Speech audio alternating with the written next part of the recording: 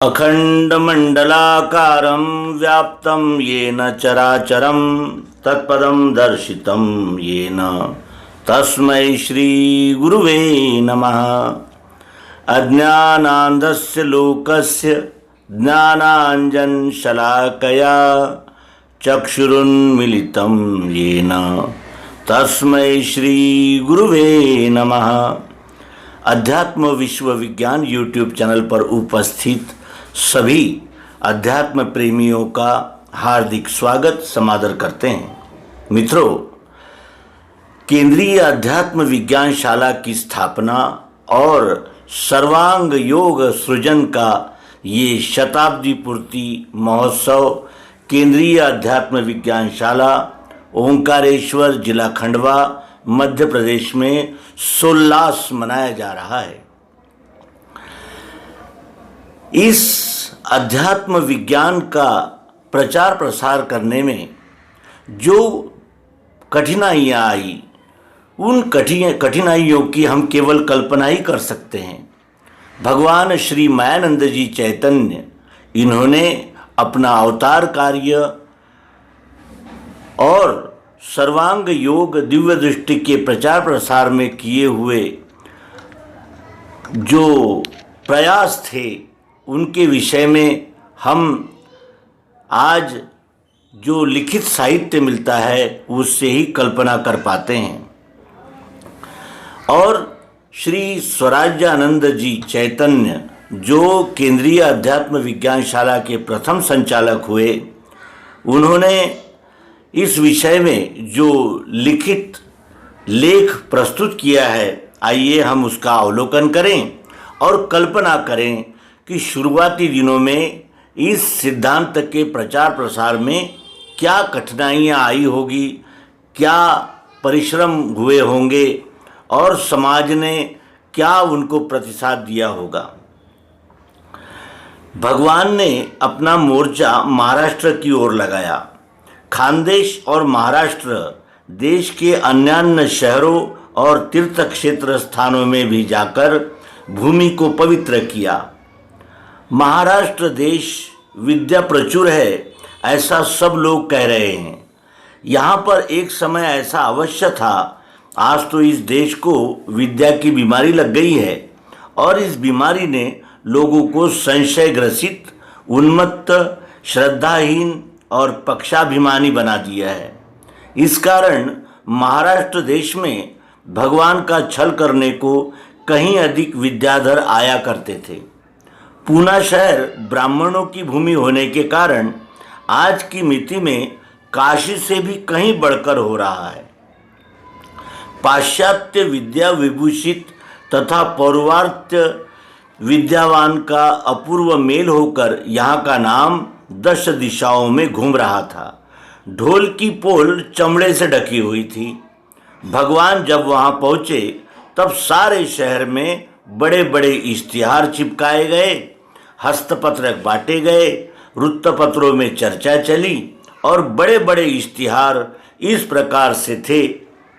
स्वार्थ परमार्थ का अपूर्व योग जिस गुरु कुंजी द्वारा प्राप्त होता है, श्री विजय प्राप्ति का राजमार्ग तथा सनातन धर्म का अंतिम सिद्धांत और मनुष्य जन्म का इति कर्तव्य जिस द्वारा होता है, वह दिव्य दृष्टि द्वारा परमात्मा का प्रत्यक्ष दर्शन, अर्थात जानना, देखना और तद्रूप हो जाना, ये है।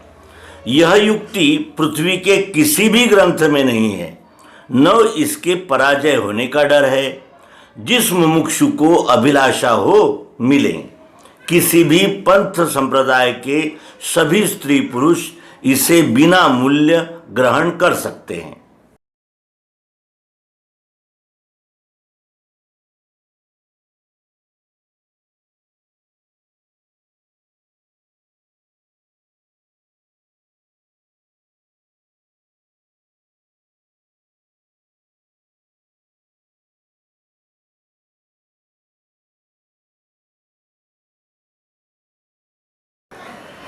ये इश्तिहार देख लोगों के झुंड मस्खरी करने को संध्या के समय आने लगे। विद्याभिमान से फूले हुए, मद से भरे नए व पुराने वर्ग के लोग सायंकाल को घूमने जाया करते थे। उसी समय केवल ठिठोली करने के हेतु उपस्थित होते थे। गीता रहस्यकार को अपरोक्षानुभव नहीं था, ऐसा भगवान के ग्रंथ में जाहिर किया गया था। उपरोक्त वाक्य से जले हुए लोकमान्य तिलक के अनुयायी कहलाने वाले लोग झुंड में आने लगे। कॉलेज के लड़कों को आगे कर इन नव युवकों को सिलगाकर आप अलग रहना तथा युवकों से गुंडगिरी करवाना, यह एक सभ्यता का नमूना आज महाराष्ट्र में समझा जा रहा है। नवयुवकों ने अपना ही हल्ला मचाना आरंभ कर दिया। भगवान आसन छोड़कर पानी पीने गए कि इतने में एक व्यक्ति ने आपका आसन ग्रहण कर लिया। भगवान यह देख मुस्कुराए और शांत रहे। आए हुए सज्जनों को भगवान बोले कि आज दिव्य चक्षु का उपदेश आसनाधिष्ठित महंत देने वाले हैं, मेरा काम आज नहीं है। ऐसा कहते ही जो भगवान के भक्त थे वे उस बगुला भगत जी से आग्रह कर बैठे। तब तो उस मद से भरे हुए व्यक्ति के मुंह का पानी सूख गया और वो शर्मा कर अपने स्थान पर जा बैठा। एक बड़े भारी विद्वान ने अपने एक पुस्तक में गीता यह एक शैतानी ग्रंथ है ऐसा लिख मारा था। भगवान ने ये देख एक समय पुणे में हस्तपत्र के द्वारा यह घोषणा कर दी थी कि जो भी माई का पूत गीता जी का एक काना मात्रा असत्य कर दे उसे विज्ञानशाला से ₹5000 पारितोषिक दिया जाएगा। या तो गीता ही एक भारत को तरण तारिणी है यह समझ लो, नहीं तो वाद को उपस्थित हो जाओ। इस भीषण गर्जना को प्रत्युत्तर नहीं मिला। लोकमान्य तिलकानुयायी कहने वाले सदस्यों ने युवकों को भड़काकर मजा देखना आरंभ कर दिया था। कुछ कॉलेज के युवक प्रतिदिन मजाक उड़ाया करते थे, किंतु भगवान के संध्या समय के उपदेश प्रतिदिन होते ही रहे। यह उपदेश यही नहीं किंतु सभी जगह इसी समय हुए हैं। अवतार कृत्य को आरंभ होने के दिन से आज के घड़ी तक इस उपदेश में त्रुटि ही नहीं आई। ब्रह्म विद्या का प्रत्यक्ष अखंड प्रवाह चला ही रहा। शुद्ध हृदयी सामान्य अज्ञ जनता को परमात्मा का साक्षात्कार हो जाता था, पर प्रज्ञ विद्वानों को घमंड के मारे यह स्वर्गीय प्रेम का कभी भी अनुभव नहीं हुआ। युवकों ने अपना हठ पकड़ लिया कि हमें परमात्मा का दर्शन नहीं हुआ, आपने इश्ताहारों में झूठ क्यों लिखा। इस प्रकार सत्य को ना कबूल करते देख भगवान ने आखिर में अपना सुदर्शन उठाया। तब तो युवक घबरा गया। यह सुदर्शन भक्तों के लिए सुखदायक सुदर्शन था, पर अभक्तों को तो प्राण हरण करने वाला जान पड़ा। युवक महाराज के चरणों से लिपट पड़े। बड़े विद्वान कैसी मूर्खता हमसे करवाते हैं। यह सब विदित कर एक ने तो सबके सामने गीता रहस्य को नदी में फेंक देने का अनुचित कर्म उसे रोकने पर भी किया। जिन पर सर्वस्व भार था ऐसे कॉलेज के युवक ही भगवान के दास होते देखकर विद्वानों के हाथ पैर ठंडे पड़ गए। रस्सी जल जाती है पर उसकी भांज नहीं जाती। इस उक्ति के अनुसार ये असुर तो जल गए, पर उनकी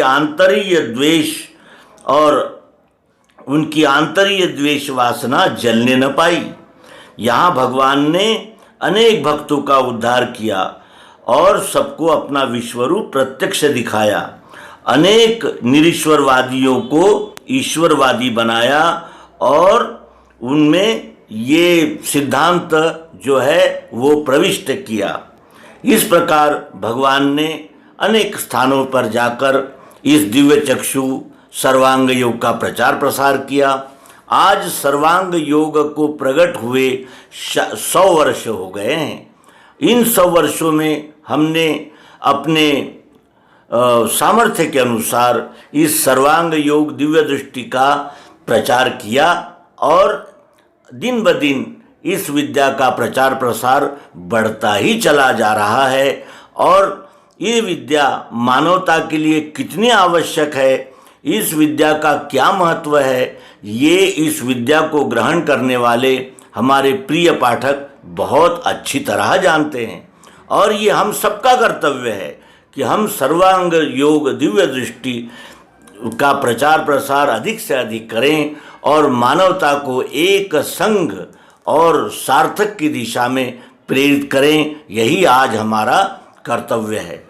तो पुनः केंद्रीय अध्यात्म विज्ञान शाला में एकत्रित हुए अध्यात्म विज्ञान के उपदेशक और अध्यात्म विज्ञान के जिज्ञासु मुमुक्षुओं का पुनः हार्दिक स्वागत करते हैं और इस केंद्रीय अध्यात्म विज्ञान शाला की स्थापना और सर्वांग योग सृजन के शताब्दी पूर्ति समारोह को पुनः पुनः हम हार्दिक शुभकामनाएं देते हैं और अपने प्रिय मित्रों से प्रार्थना करते हैं कि वे भी दिव्य चक्षु सर्वांग योग को जाने समझे और इसका अधिक से अधिक प्रचार करना यही कलयुग में मनुष्यता का परम कर्तव्य है। धन्यवाद। नर्मदे हर। सद्गुरु भगवान की जय। विश्वरूप परमात्मा की जय। ओम शांति शांति शांति।